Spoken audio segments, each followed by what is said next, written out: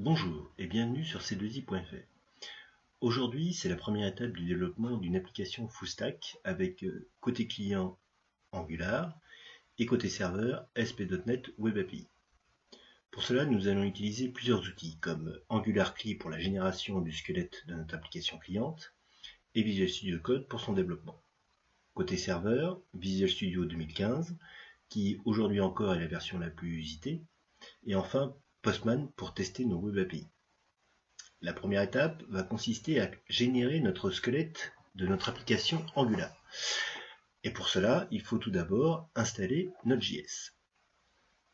Alors pour installer Node.js, vous vous rendez sur le site de Node.js qui est nodejs.org/fr et vous téléchargez la toute dernière version. Donc on vous propose soit la version 32 bits, soit la version 64 bits suivant ce que vous avez.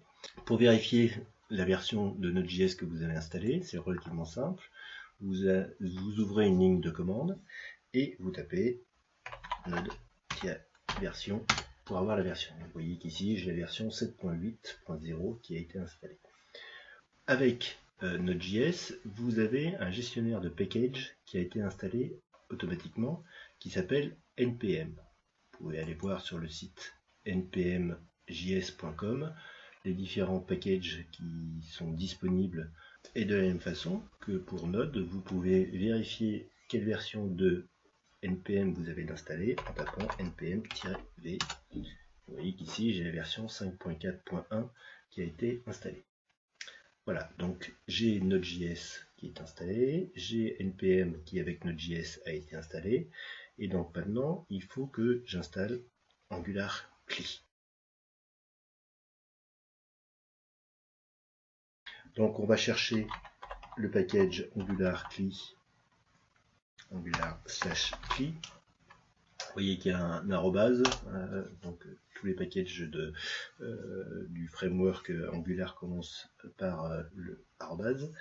Donc là nous avons Angular CLI, vous voyez qu'on est en version 1.4.0 au jour d'aujourd'hui. J'enregistre ce podcast le 8 septembre 2017. Donc pour installer ce package, il suffit de taper npm install, donc pour installer, -g pour dire je veux l'installer globalement, c'est-à-dire que Angular CLI soit disponible sur l'ensemble de mes répertoires, l'ensemble des endroits de mon ordinateur. Et ensuite le nom du package que je veux installer, donc qui est Angular/CLI, et ensuite on peut spécifier le numéro de version si l'on veut, et pour avoir la toute dernière version, on rajoute @latest. Donc à ce moment-là, il va aller interroger les serveurs de npm, etc. pour voir quelle version d'Angular CLI vous avez installé.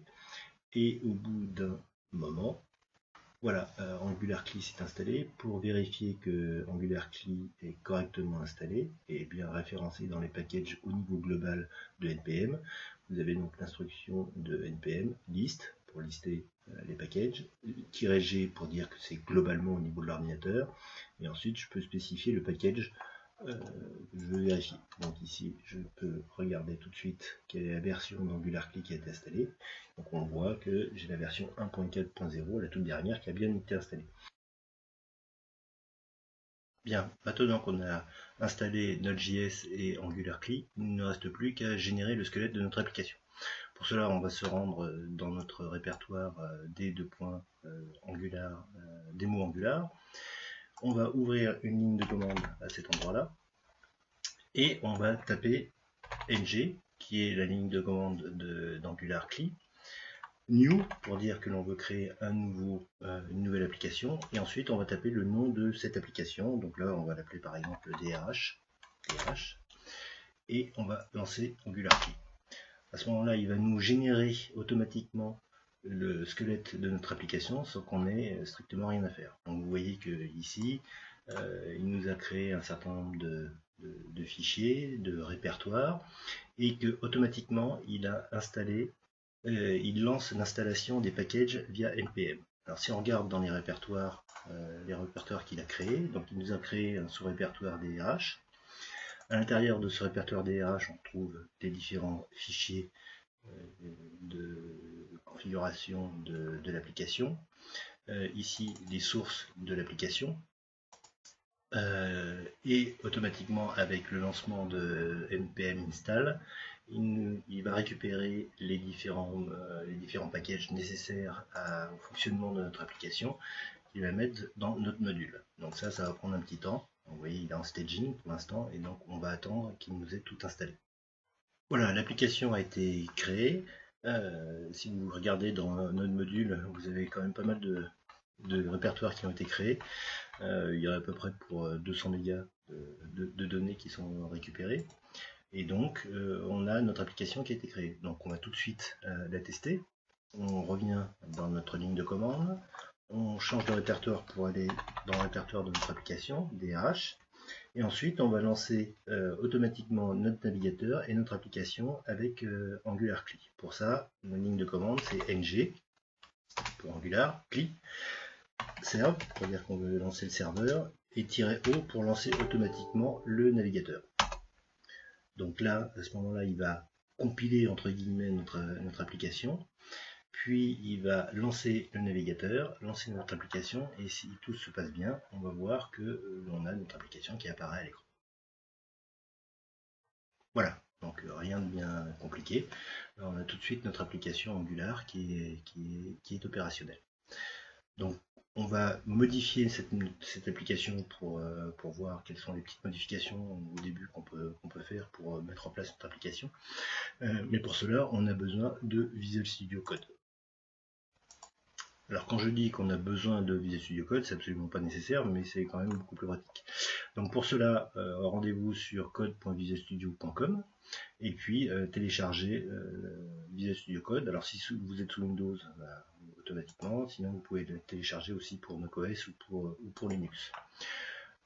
Au jour d'aujourd'hui, on est à la version 1.16 et donc on va voir tout de suite à quoi ça ressemble. Donc on va lancer Visual Studio Code. Ici, je vais arrêter mon application Angular dans CTRL-C pour terminer le programme de commande. Oui. Donc là, le rendu ne fonctionne plus. Et je vais aller ouvrir mon répertoire dans Visual Studio Code. Ouvrir mon répertoire, DRH.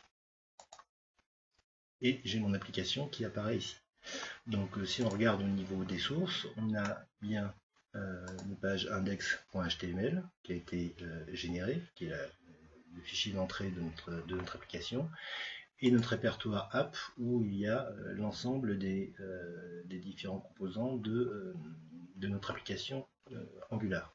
Donc on a le module et on a le composant avec le composant principal, donc le app component. La première chose que l'on va faire, c'est que on va modifier notre app component ici, et donc on va juste rajouter un div, on va mettre coucou à l'intérieur. On va sauvegarder, et pour voir ce que cela donne directement dans le navigateur, on va ouvrir notre terminal, donc avec CTRL U, et on va lancer la ligne de commande, notre ng-serve-o, comme on a fait tout à l'heure. Donc on ne sort pas de l'environnement de développement de Visual Studio Code, c'est assez pratique, on a exactement la même chose qui se passe, et cette fois-ci, quand on regarde ce que cela donne, normalement on devrait voir coucou qui devrait apparaître dans notre superbe application. Voilà, coucou. J'ai fait une petite erreur. Alors l'intérêt, c'est que si on place les deux l'une à côté de l'autre, vous voyez que ici je vais éditer, je vais supprimer le tag qui était supplémentaire et marqué bonjour à la place. Dès que je vais sauvegarder, à ce moment-là, il recompile l'application et il recharge automatiquement dans le navigateur la nouvelle version de l'application, ce qui est quand même assez pratique.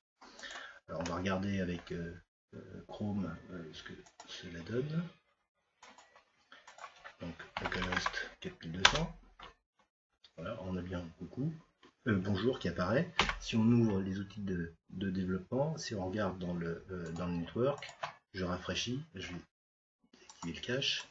Vous voyez qu'il nous lance, il nous charge un certain nombre de fichiers .js qui ont été générés automatiquement par Angular CLI à la compilation de nos fichiers TypeScript. Donc c'est quand même assez pratique. Bien, on va créer dans notre application un nouveau composant, donc la page d'accueil, qu'on va appeler royalement Home. Pour cela, on va ouvrir une nouvelle console. Et ici, je vais utiliser de nouveau Angular CLI pour générer ce nouveau composant. Donc, je vais utiliser la ligne de commande ng. Generate G pour generate, C pour generate un nouveau component, où on peut taper component directement. Et ensuite, je vais marquer le nom de mon composant, je vais l'appeler home. Automatiquement, il va nous créer donc un répertoire home, avec à l'intérieur le composant, donc le fichier TypeScript. On voit bien que l'on a le composant qui apparaît ici, avec le fichier template HTML, une marque Homeworks, et le fichier de script, le fichier CSS associé à ce composant. Ce qui est intéressant, c'est qu'il nous a modifié également le fichier appmodule.ts pour déclarer notre composant à l'intérieur de notre application et dire cette application, elle utilise le Home Component. La deuxième chose que l'on va faire maintenant, c'est que l'on va mettre en place le routage. Alors pour cela, on va rajouter une référence au module de routage d'Angular, donc qui est le route module, qui se trouve dans Angular /routeur.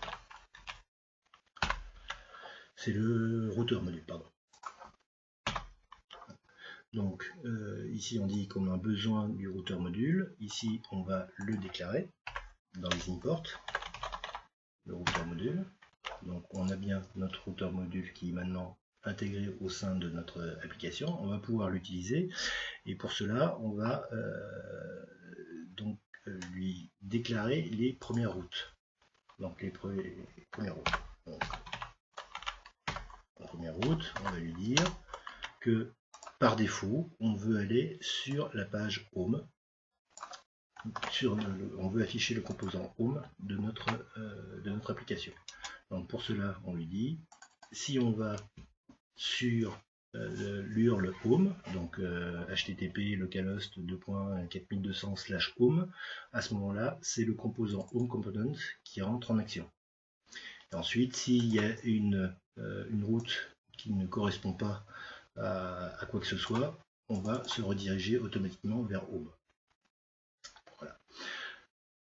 Ensuite, au niveau de notre App Component, il faut lui dire que le routeur va afficher les informations à cet endroit-là.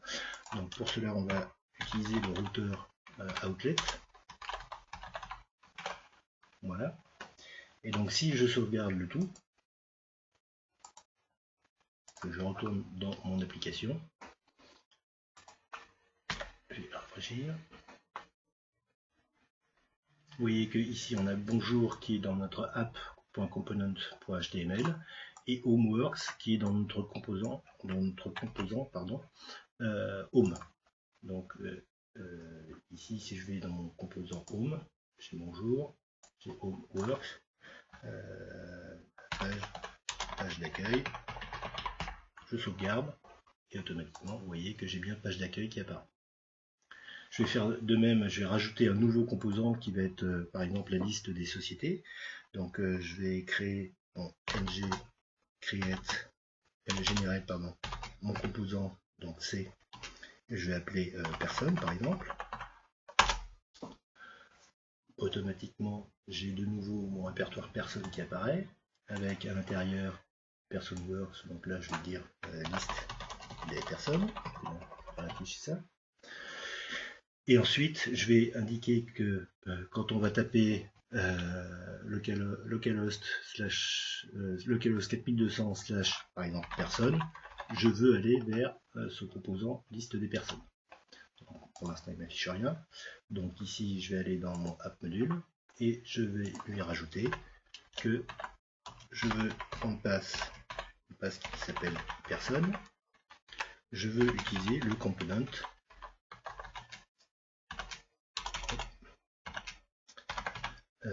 personne component. Vous voyez que là, il me l'a bien connu, il me l'a bien reconnu, puisqu'il me l'a automatiquement ajouté ici. Donc maintenant, si j'enregistre le tout, c'est bon. Ici, j'ai bien la page d'accueil, et si je tape personne, j'ai bien la liste des personnes. Donc, pour faciliter la navigation, je vais créer une sorte de petit menu ici, donc relativement simple, avec donc le router link en disant je vais vers home, le router link je vais vers personne, je sauvegarde, et donc vous voyez que ici, j'ai bien une navigation qui se fait entre les différents composants de mon application. Voilà, ça a été très simple. Ça a pris 5 minutes pour mettre en place cette application. Et maintenant, la principale chose qui va rester à faire, ça va être de créer le back-end, c'est-à-dire d'utiliser Visual Studio pour créer les web API qui vont être consommés par cette application. Et ça, ce sera l'objectif d'un prochain tutoriel. Merci et à bientôt.